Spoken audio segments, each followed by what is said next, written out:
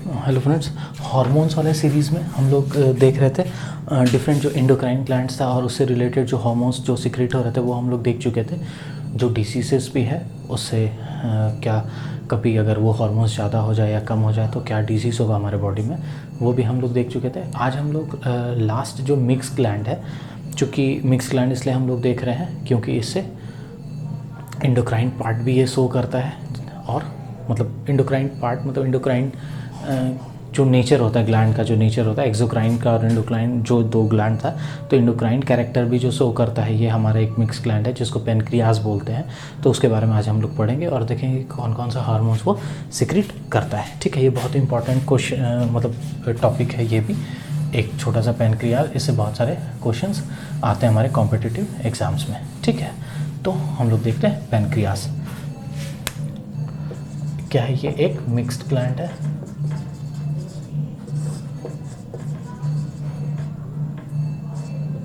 Pancreas, ठीक है, ये कहाँ पर होता है? Between stomach and small intestine. हमारे बॉडी में ये अगर ऐसे करके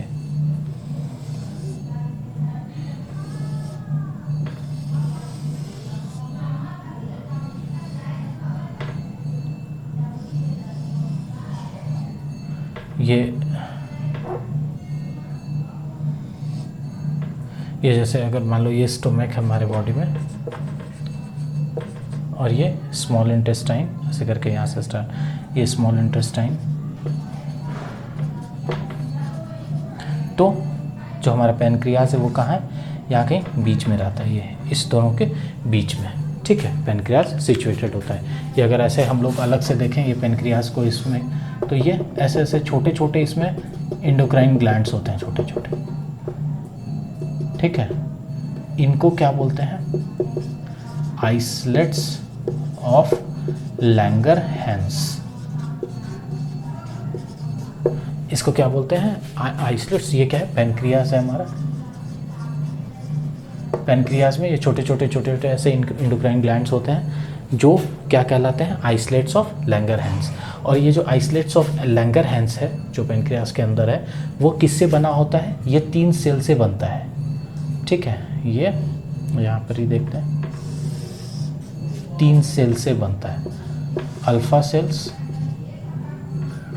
बीटा सेल्स और गामा सेल्स। ठीक है, ये पेनक्रियास जो है जो स्टमक और इंटेस्टाइन, स्मॉल इंटेस्टाइन के बीच में है, ये इस तरह का दिखता है।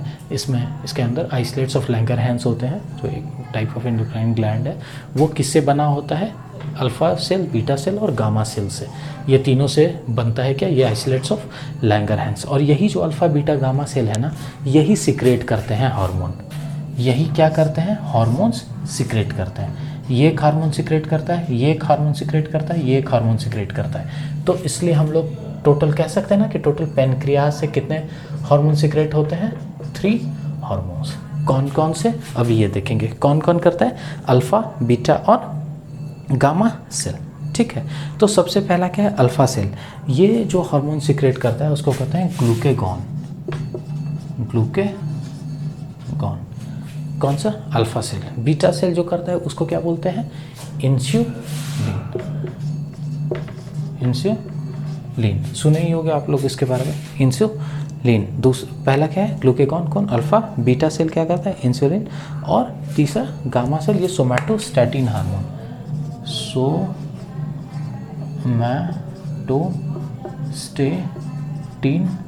हार्मोन,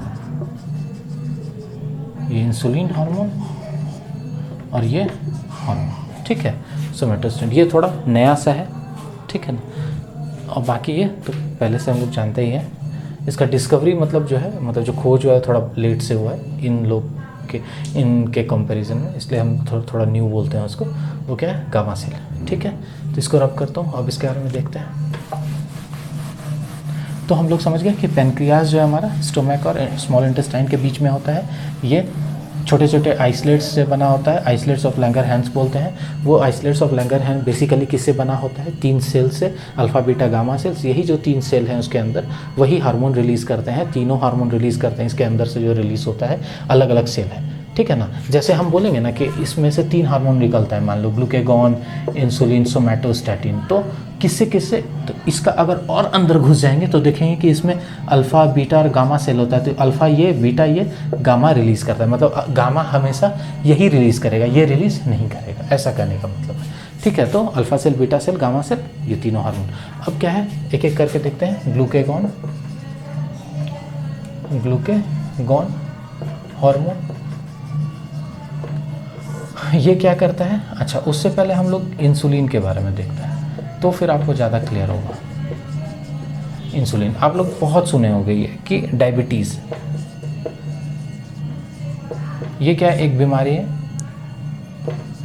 कब होता है? जब इंसुलिन हमारे बॉडी में बनना बंद हो जाता है, मतलब पैनक्रियाज का बीटा सेल जब इंसुलिन का सिक्रेशन कम कर देता है तो हमारे बॉडी में कौन सा बीमारी हो जाता है? डायबिटीज़। क्या होता है डायबिटीज़ में?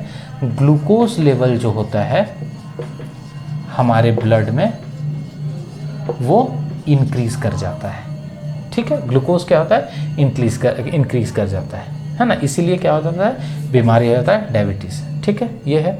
लेकिन इंसुलिन हार्मोन का काम क्या है? इंसुलिन हार्मोन का ये काम है कि हमारे बॉडी में जो एक्स्ट्रा ग्लूकोज है, देखो हमारे बॉडी में जो हम लोग कार्बोहाइड्रेट खाते हैं वो डाइजेशन होता है, कन्वर्ट होता है किसमें? ग्लूकोज में, और हम लोग को एनर्जी प्रोवाइड होता है, एनर्जी मिलता है। लेकिन ऐसा भी है, हम लोग अगर ज़्यादा कार्बोहाइड्रेट का इंटेक करेंगे तो ग्लूकोज ज़्यादा बनेगा, हमारे बॉडी को उतना ज़्यादा ग्लूकोज का ज़रूरत है नहीं। तो क्या होगा? हमारे बॉडी में एक्स्ट्रा ग्लूकोज तो इधर उधर भटकता रहेगा।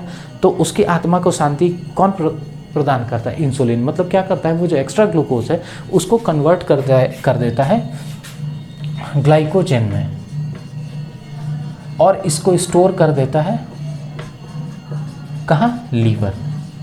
This is the work of insulin. Insulin का काम है ग्लूकोज को एक्स्ट्रा, कौन सा ग्लूकोज? एक्स्ट्रा जो ग्लूकोज हमारे बॉडी में बचता है उसको क्या करता है? कन्वर्ट कर देता है ग्लाइकोजन में, और कहता है कि भैया आप जो है जाके स्टोर हो जाओ कहाँ? लीवर में। इसको लीवर में स्टोर करा देता है। ये काम है इंसुलिन हार्मोन का। ग्लूकेगॉन हार्मोन का काम क्या है? ये मान लो ऐसा कंडीशन आ जाए कि आप 4 दिन से खाना नहीं खाए हो, आप कार्बोहाइड्रेट इंटेक नहीं कर रहे, तो आपके ब्लड में क्या होगा?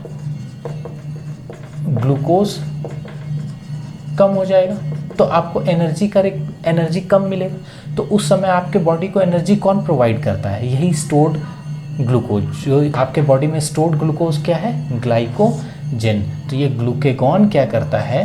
ग्लाइकोजन जो हमारे बॉडी में कहाँ रहता है? लीवर में। आप इसको कह सकते हो कि ये क्या है? स्टोर्ड ग्लूकोज है हमारे बॉडी में, इसको कन्वर्ट कर देता है वापस किसमें? ग्लूकोज में, और हमारे बॉडी को क्या देता है? एनर्जी। आया समझ में? क्या है? इंसुलिन एक्सेस ग्लूकोज को कन्वर्ट कर दिया ग्लाइकोजन में, स्टोर कर दिया लीवर में, ठीक। अब शरीर में ग्लूकोज की कमी हो गई, क्या होगा?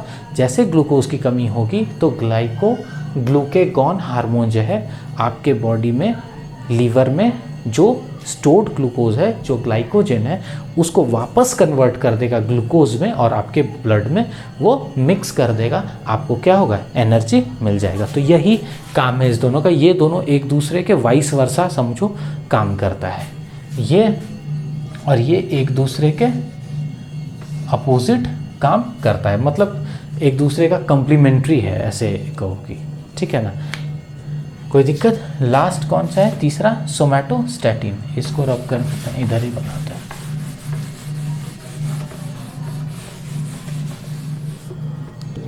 तीसरा क्या है? Somatostatin hormone. सोमैटोस्टैटिन हार्मोन क्या करता है? Assimilation of food in cell में जो है फूड का एसिमिलेशन करता है कौन? सोमैटोस्टैटिन हार्मोन, ठीक है। कोई दिक्कत? Assimilation of food in cell, ठीक। क्या करेगा, मतलब assimilation of food in cell का मतलब क्या करता होगा, ये रेगुलेट एंड कंट्रोल करता होगा ना। हार्मोन का काम ही है रेगुलेट एंड कंट्रोल करना। ये क्या है एसिमुलेशन ऑफ फूड, मैंने बताया था आपको, मेटाबॉलिज्म पढ़ाया, मेटाबॉलिज्म, कैटाबॉलिज्म, एनाबॉलिज्म क्या होता है वो आपको पता है, लास्ट 2 लेक्चर में देख लो आप जाके। लास्ट में उसी का एक प्रोसेस है एसिमुलेशन। ये क्या होता है, कार्बोहाइड्रेट खाए, मतलब रोटी खाए, रोटी डायरेक्ट सेल में जाएगा नहीं, वो रोटी टूट जाएगा ग्लूकोज में, ग्लूकोज फिर वापस सेल में गया और वापस से वो रोटी बन गया, समझो, ऐसे समझो कि मतलब वो वापस से वहाँ जुड़ जाता है। तो वो क्या है, उसी को एसिमुलेशन कहते हैं। सेल के अंदर एसिमुलेशन होता है फूड का, वो कौन करता है, ये सोमैटोस्टैटिन। ठीक है, कोई दिक्कत। अब हम ये देख लेते हैं कि इससे क्या होगा, मतलब अगर ये हार्मोन इम्बैलेंस हो जाएगा हमारे शरीर में तो कौन सा प्रॉब्लम होगा। ठीक है, उसको देख लेते हैं। तो पहला क्या है बीमारी, पहला क्या है, हाइपर देख लो। हाइपर कौन सा ये, अच्छा हाइपर पैनक्रियाज है ना, तो पैनक्रिएटिज्म, हाइपर पैनक्रियाटिज्म, और दूसरा हाइपो, मतलब अगर पैनक्रियाज से सिक्रीट होने वाले हार्मोन ज़्यादा सिक्रेशन होने लगेंगे तो हमारे बॉडी में कौन सा प्रॉब्लम होगा, उसको बोलते हैं हाइपर पैनक्रियाटिज्म। और इसमें जो बीमारी होता है उसको बोलते हैं हाइपोग्लाइसीमिया। और